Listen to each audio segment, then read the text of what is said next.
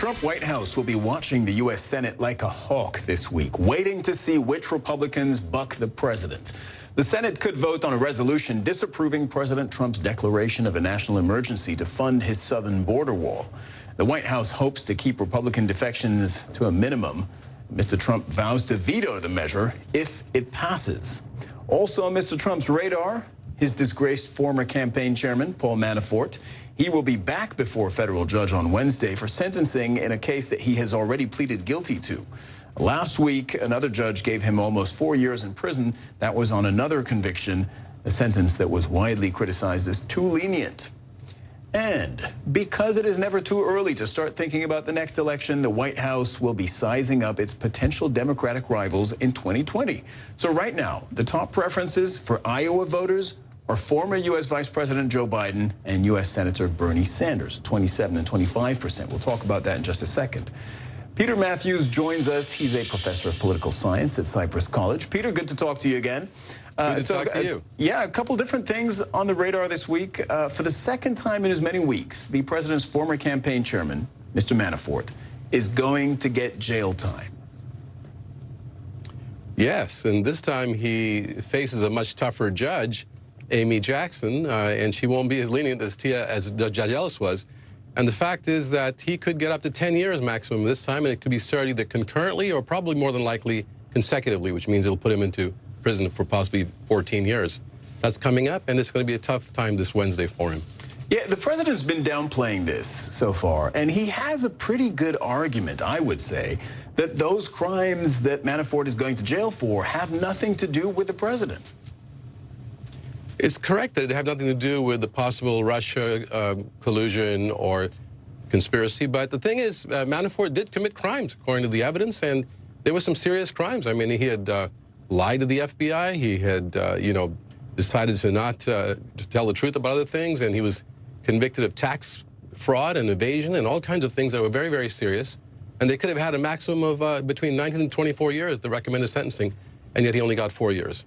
That was quite remarkable. He hid foreign bank accounts. He withheld money from the IRS, all of those things. And that's why Mr. Trump says, well, hey, it's got nothing to do with me, my family, my campaign, and certainly got nothing to do with collusion. I want to move on now to the Senate, which is going to vote on the president's national emergency declaration in the coming week. This is going to be really uncomfortable for Republicans, Peter.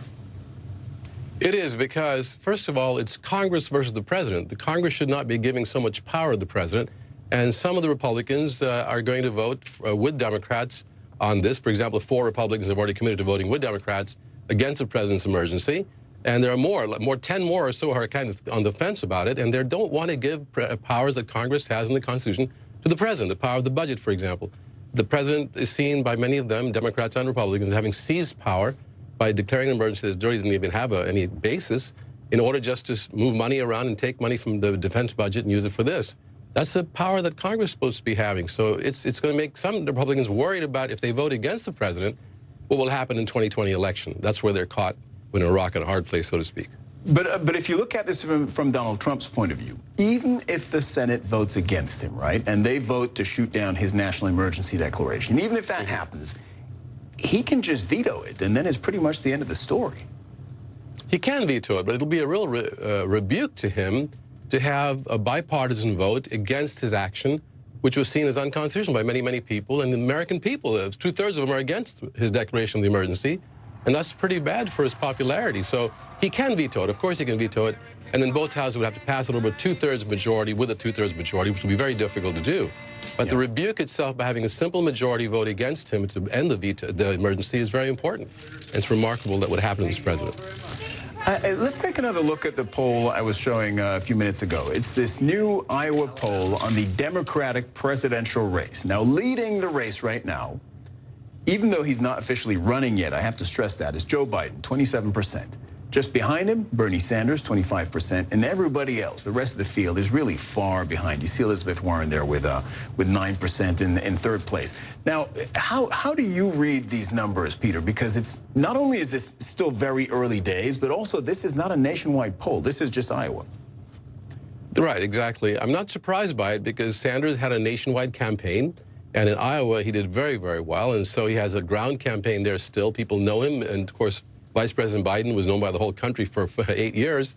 That's why they had the two leaders. And the fact is that it's still early, but I think that they have a good chance, either one of them, and Biden has not declared yet, but Sanders has a good chance of winning the nomination if he wins Iowa and New Hampshire and gets some momentum. Here's something else. Sanders reached out a lot to people of color and women, which he hadn't done in the first campaign in 2016. That's one reason he lost to Hillary Clinton. African-American voters and women voters in the early primaries.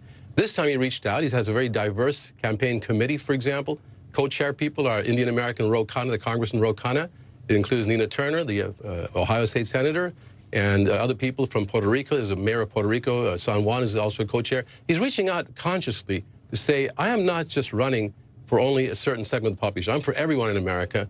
It's based on progressive issues. So he's got a good shot at it. He's expanding his base, and we'll see what happens. All right, so you think those numbers have staying power. Peter, thank you. Good to talk to you. Very possibly. You too, Take care.